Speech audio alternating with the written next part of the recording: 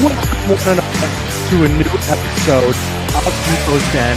I am your host, Evan DePasquale, and today we have a very special guest, someone that I've been wanting to come on for a very long time. He reached out to me, and I'm super excited to have him on.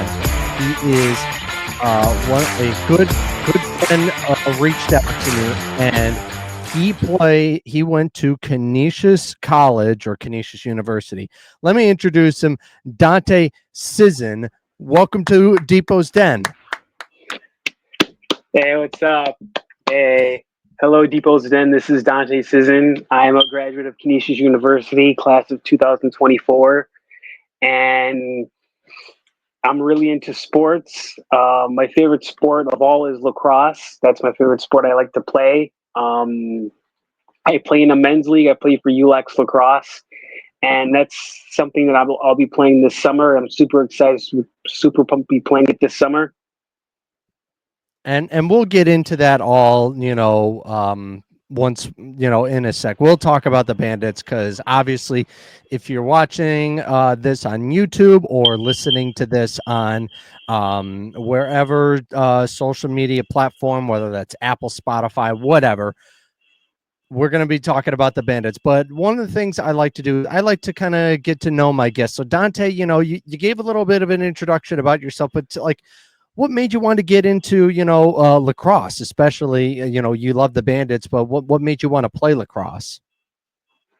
It's a really cool sport. And it's a very, very unique sport. I really like it because you have a ball and the stick. You get to actually hit people with the stick. I really like it. I really love lacrosse. It's a really unique sport. I love it. Yeah, it's very fantastic with the ball going into the stick and you're shooting it into the net. It's almost like football mixed with hockey, almost the hitting and the running, and then you have the defenses rotating right behind you. So that's what's really nice about it. And you don't have to be huge to play lacrosse. You can be any size. You can be skinny, muscular. So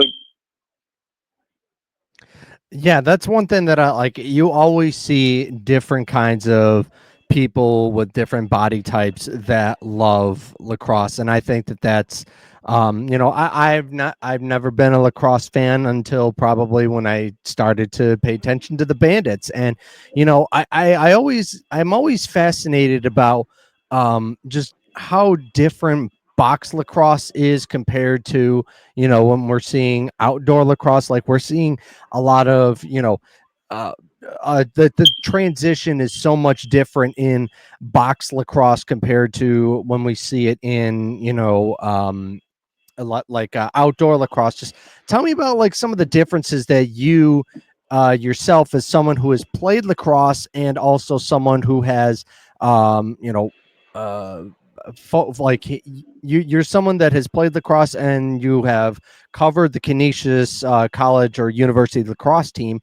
Like how different is it watching a box lacrosse, and how different is it playing compared to outdoor, if that makes sense? Besides obviously okay, there's so a lot less equipment. so in outdoor lacrosse, the main difference between outdoor lacrosse and box lacrosse is that in field lacrosse, there's 10 on 10. So in field lacrosse, there's three attackmen, three midfielders, and three defensemen, and one goalie. So that's 10 on 10. Field is 10 on 10. Box, there's 6 on 6. You have a center, the guy who takes the face-offs. You have a left transition, a right transition, two defensemen, and then you have a goaltender. So that's 6 on 6. And there's also another form of lacrosse. It's like the newest one. It's called sixes. It's kind of like a mixture of both field and box, but it's outdoors and it's a lot more smaller. And with that, in sixes, there's no long poles in sixes. So sixes, it's outdoors just like regular field lacrosse, but there's no long poles. Mm-hmm. But in box lacrosse, there's no long poles either. So the way I kind of explain it is that field lacrosse, outdoor lacrosse is more like soccer, and then box lacrosse is more like hockey. Right.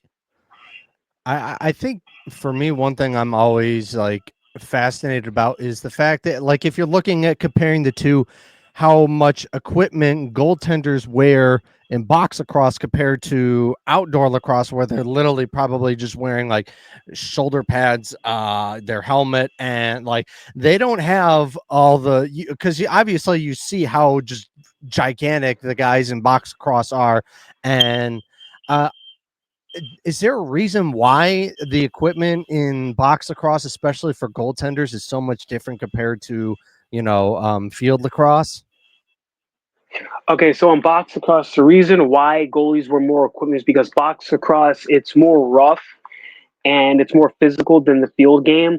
So box lacrosse goalies tend to look like a hockey goalie when you look at them Right. because it's more physical, it's more fast paced, it's more violent than field lacrosse. Field lacrosse goalies they wear a chest protector, they wear a helmet with a plastic neck protector, and they don't wear elbow pads. I mean, you can if you want to, but most of them don't. Right, probably because of the flexibility. I mean, I've heard some crazy stories about like, and we don't have to mention this on the podcast, but like I've heard crazy stories of how someone has literally gotten one of his like just going to the emergency room because he got a ball taken to a, let's just call it a sensitive area, to put it that way. I one of my gym coaches was like the JV lacrosse coach at Sweet Home, so I would hear a lot of, and then I think eventually he became the varsity lacrosse coach. A couple years ago, I don't know if he's still doing it now, but he's still a gym teacher at Sweet Home. Shout out to Mr. Murphy if you ever are listening to this. But like I'm always, I always like wonder, like, because when it comes to box lacrosse, you're seeing a lot of players coming on and off the field, or whatever you want to call it, but in field lacrosse, it's almost like I rarely see like substitutions. Like it's usually the 10 guys that are on the field are, and maybe this is my lack of not knowing how much there is in lacrosse, but maybe you have some more insight on that. There's definitely subs in field lacrosse, but it's more common in box lacrosse. Hmm. Yeah, because like I've watched both leagues because there's two professional lacrosse leagues. There's the NLL, which is the one you know about, the National Lacrosse League, the league where the Buffalo Bandits play. And then there's another league. It's a professional outdoor league. It's called the PLL, and that stands for Premier League Lacrosse. That's a professional outdoor league. And there was another one before that. Have you ever heard of the MLL? The MLL, or I don't think so. I mean, again, like you definitely, like, if we're talking lacrosse, I'm the one that's like I don't know anything, and you're the one that knows everything. So it's definitely like it's almost like I'm the learner and you're like my teacher or whatever. You're the coach. Should I just call you coach? All right. Yeah. So like, yeah, field lacrosse is definitely, it's definitely fast paced, but it's definitely, um, field lacrosse is definitely fast paced, but box is a lot more faster, and box is a lot has a lot more physicality to it. So Hmm. there's certain things in box lacrosse that you can't do in field, and there's certain things in field that you can't do in box. Like in box lacrosse, especially with the sticks, a lot of players will in box lacrosse will pinch the head of their sticks. It's illegal in field lacrosse because your head needs to be a little bit more wider in field. Right, right. One thing that I remember hearing about, I don't know if this was like an Ohio State game, and I did you hear about this story? Okay, this looks like a couple of years ago. Maryland called out Ohio State face off for having the wrong colored gloves in the last minute, giving Maryland the Yeah, I've seen possession. that. Like, that sounds like the I've seen that. stupidest rule I've ever heard in my life. Just being kicked out of the out of the circle, I think, the face-off circle, for having the wrong colored gloves. Like, is that like? Please educate me. Yeah, basically, it has to like match the team's colors. So like at the college games and at the pro games, and especially on the professional and college level, everyone has to be wearing the exact same thing. The whole team has to look professional. So I think when he was wearing the wrong color gloves, um, that looked unprofessional. So because players have to wear the exact same thing. But do you think that that's kind of like a dumb rule that was had to be enforced, unfortunately? Yeah, I mean, I kind of think it is. I mean, I have to be careful what I'm saying.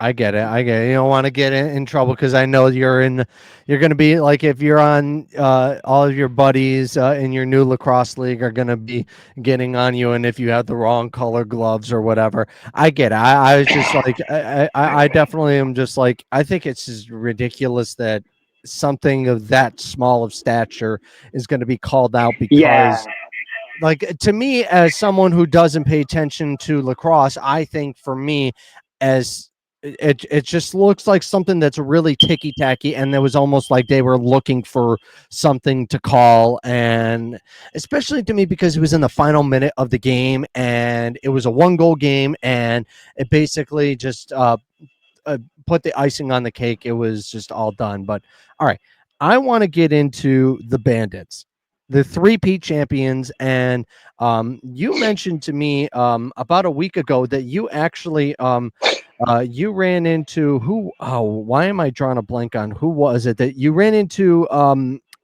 Chase Frazier didn't.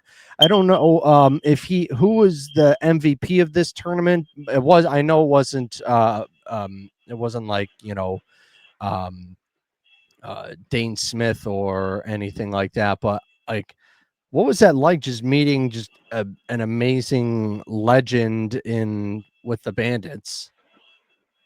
that was awesome. That's not the first time I ran into him. I ran into him the first time I ran into him. I was working and I was putting some stuff up on on the shelves at my job, and I saw him. I saw his face, and I'm like, "Is that Chase Frazier?" I saw him, and he was wearing his Bandits. He was wearing like Bandit sweatpants, and I'm like, "Oh, is that Chase Frazier?" I saw his face. I'm like, "You play for the Bandits?" I was like, "Yeah." And I asked him if I could take a picture with him, and he was like, "Yeah, sure, why not?" And he's just an awesome guy, very humble, very down to earth person. Chase Frazier is an awesome guy, and taking a picture with him was awesome. And I posted it on Bandits Mafia. I posted it on Facebook, Instagram, social media. Like, that's like, in my opinion, that's just the coolest thing. You win a title and the guy's just out shopping in a grocery store.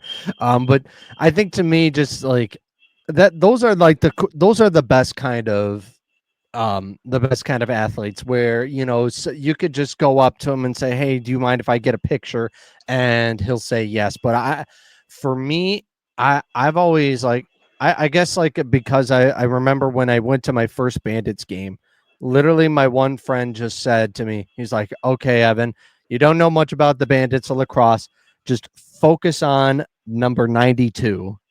How great is Dane Smith, and can he be considered the greatest player in Bandits history? Now, I know that Yes, John Tavares yes. is amazing, but I think he can possibly be, or if he isn't already, the greatest player in Bandits history. Oh yeah, yeah. Dean Smith is definitely a good player.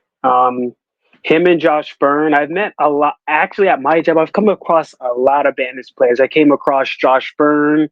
I came across Tohoka Nanticoke. I came across Dalton Silver. Well, not at my job. We're at Buffalo River Works. Go ahead. I didn't say anything.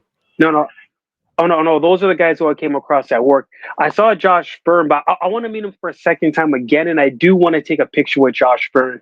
Josh Byrne and Dean Smith, those are my favorite guys on the Bandits. So is Chase Frazier. I love all the Bandits players. All of them are my favorite, honestly, because like the Bandits, they did something very historic. That's their seventh NLL title in history, and they're the second team in the league to win 3 consecutive championships. Now, don't they hold the lead for most championships won, like, all time, if I'm not mistaken? Yes, they do.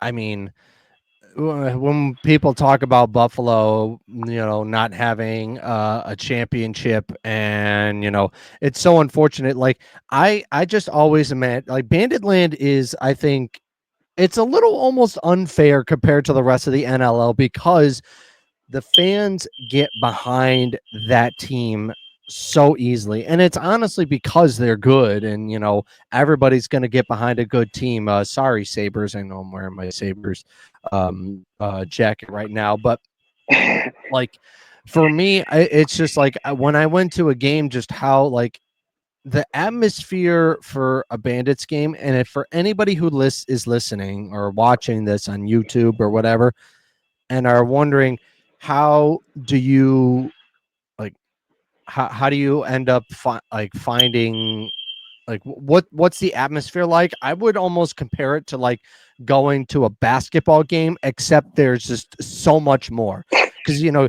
used to hearing like the music sometimes during the game, but it's also like you're hearing the PA guy getting on there and just being like, oh, like I never know his name, but I love his enthusiasm when he just is like, let's go Bandits, let's go Bandits.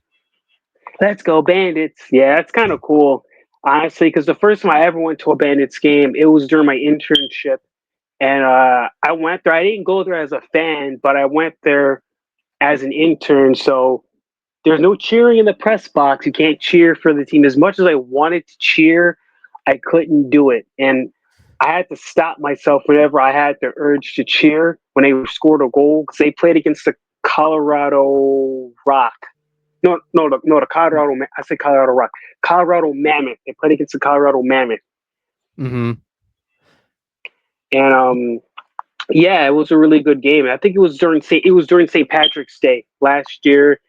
It was 2023. I went there, my first Bandits game ever. And I'm like, this is awesome. I'm actually in the stadium and I'm actually watching the Bandits game, but I'm watching it from a journalist point of view instead of a fan point of view. So hopefully I can go to my next Bandits game as a fan. But Mm-hmm. yeah, my my goal is to be a journalist, a sports journalist, but also not just a sports journalist, but also a journalist all around. So a journalist on a on a broader scale. So Right. And I feel like for me, I think that it is super. I worked Bills games and I've worked Sabres games. Now I'm not up in the press box, but there are so many times where I'm just like, oh, I want to cheer, but then I'm like, wait, no, I kind of had to like, make sure like it gets to the point where I'm like, I get excited, but then I get to the point where like, okay, I have to do my story type of stuff. right, do you write articles?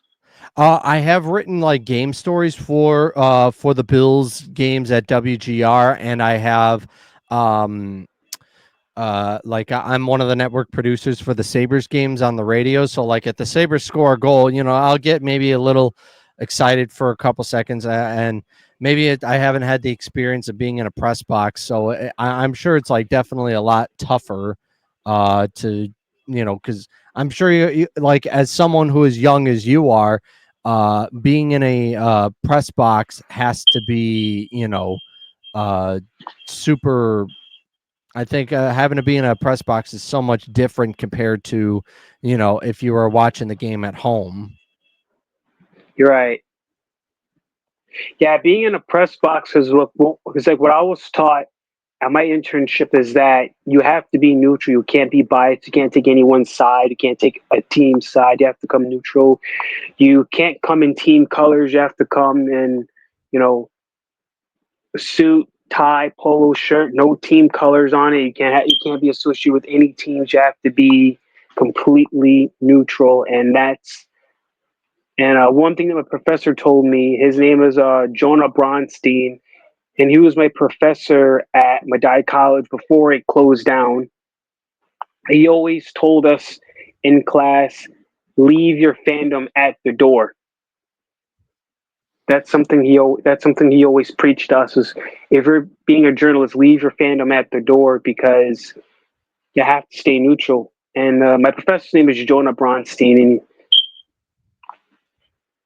Right. I think that that's a very important advice to give. I think for being, we're always going to be fans of our teams, but and sometimes it can be hard to cheer, to not cheer. But like I think that it's definitely um super hard. I definitely I applaud you for that. But I wanted to get back to the Bandits because I just found out I don't have much time because I had to be somewhere in a little bit. So we'll make sure that this is we'll get as much as we can done.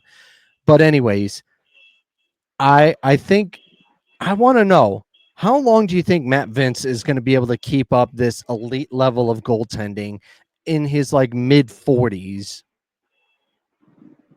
I think he got a couple more years left. I mean, he's like he reminds me a lot of Ryan Miller, the goalie for the Sabres. He's like the Ryan Miller of the Bandits. Right, right. And like it's just like I guess to me, like I know that he's not really having to put really as much strain on his body where he's moving as much, but like how much do you like how much can he keep this up? Because like I mean, obviously it's his third championship in a row with the Bandits. It's not his first three-peat. He already had a three-peat with, I believe, the Rochester Nighthawks back in the day. But it just always like I'm always thinking there's going to be a bit of a dip in his game. Do you see that possibly happening with his game at all? No, I don't. I mean, he's doing really good, and he's not quitting. He's here to stay. So I don't really see. I haven't seen any dips yet, but Matt Vince is an amazing goaltender for the Bandits, and he's done a lot of incredible saves for Buffalo. Okay, yeah, that was just always like because obviously when you think about professional athletes, you don't think about them going into their 40s and being able to play at a high level, other than Tom No, you Brady. don't. We're not going to talk about him. I don't like talking about him. But anyways, well, I wanted to get into some football. The Bills are Okay. into their off-season workouts, and James Cook has not shown up, and now these are also voluntary workouts. Do you think that that's a little bit of a concern that he hasn't shown up for voluntary workouts at all? I kind of think it is a little bit of a concern, even though he doesn't really have to. You really got like I think it is a little bit of a concern. I mean, he really doesn't have to show up for the workouts, but I think it would be good if he did to really show that he's a part of the team and really shows that he's working hard and he's willing to work with the franchise. Now, do you think that the Bills his asking price has been 15 million a year? Do you think that he is worth 15 million dollars? Like, do you think that the Bills should pay him what he's asking for? I think the Bills should, but I think James Cook needs to prove it first. He's asking for it. He needs to prove it first. So you're basically saying like play out this final year on his contract, on his rookie deal, and then let the Bills make the decision next off season. Yes. All right. So I mean, I'm also like a little interested in like some of the stuff that has been going on, especially on um on the defensive side of the ball. The Bills have really pushed for cornerback, defensive line, especially in the draft. Probably their biggest signing of the offseason was bringing in Joey Bosa. Do you expect a bounce back this year from the Bills on the defensive side of the ball? I love Joey Bosa. He's such an electric guy, and when he hits you, you actually feel it. I love Joey Bosa. In football, I always love the defense more. I always love defense because defense wins championships. In every sport I pretty much played, I always played defense because defense brings championships. And Joey Bosa, I think he's a good addition to the Bills, and I think he'll definitely make some impact on the organization. Yeah, I think so too, especially because if he can stay healthy and be able to play into January and play in the postseason, I think that he is going to be a really big impact. Now, um, do you worry at all that the Bills didn't really extremely prioritize wide receiver like maybe they should have, and we saw Brandon Beam was talking about it on WGR about how the team didn't really that they didn't they didn't really go after receiver in the draft, but and he kind of alluded to the fact that you know even without Stephon Diggs, the Bills still were able to put up the most points in the national football outs like they were able to put up one of the most amount of points offensively over even the Super Bowl champion Eagles. Can the Bills keep this up? Like I'm a little worried, especially because I like I think the Bills really needed to get a true sort of number one. Now nobody really moved, but it concerns me a little bit. Hopefully they can do it again. Yeah, I mean, I'm kind of concerned that the Bills didn't get a good receiver out of the draft. I mean, I think our offense really needs help. Our defense is good, but our offense really needs help. And I think having a good receiver will definitely put us in the right direction. But we got a cornerback by the name of Maxwell Hairston. Hmm. I am just I'm one of those guys where like his personality is just so infectious. You're just like, man, I hope this guy's good. Yeah, me too. I hope he's good too. And yeah, and yeah, I hope. Go ahead. No, you had.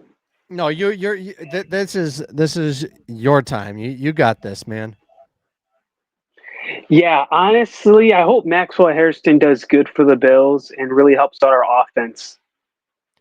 I think the thing that I really like about Max Harrison is that he is not in a situation to where he has to start. He like because I almost kind of think about it as the Kyrie Elam situation. And now I like Kyrie Elam, and I wish it kind of worked out a little bit. Unfortunately, it didn't.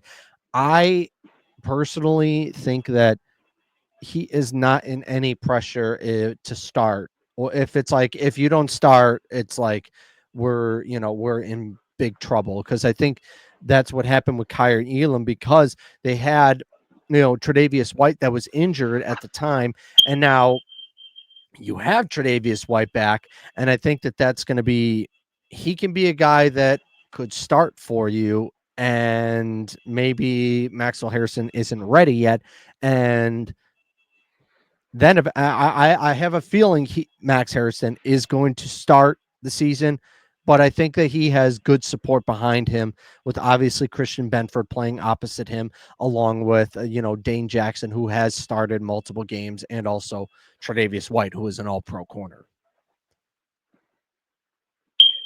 Oh yeah, yeah. You have really good points about that about the Bills' offense, about Tre'Davious White and Maxwell Harrison. All right. And we'll a couple more questions, and then we'll wrap this up, and we'll dive back into this. You'll have to tell me more about this lacrosse league that you're starting in the summer. I want to hear more about this and see how our buddy Dante is doing. But I want your perspective on the Stephon Diggs news. He was in I don't know if you saw it. He was out in Miami and he was out on a boat, and there he looked to have some sort of substance in his hand that people are thinking might be, some drug. Do you think that, you know, are you kind of happy that like I heard are Bills fans happy to have him, not on the Bills because of what's kind of going on with him off the field? I think some are, but and I just read an article about the Buffalo Bills and the Houston Texans. More about the Houston Texans. I had read an article saying that the Houston Texans they plan to move on from Stephon Diggs, and basically, the Houston Texans are basically saying they had the same issues with Stephon Diggs that the Bills had with Stephon Diggs. Him not cooperating with teammates, him not showing up for practices, and and that aligns the Bills' decision to move on with him. So, in the article I read for the Houston Texans, it seemed like they were glad that they traded him.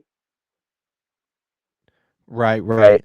I I am one of the I think the Bills probably got the most out of him, and to me, I've always liked Stephon Diggs, and it was kind of disappointing the way that the time his season like how his career with the Bills ended, but it definitely is really tough. But all right, that's going to do it for this episode of Depot's Den. Before we go, Dante, where can people find you on social media or wherever, you got anything going on?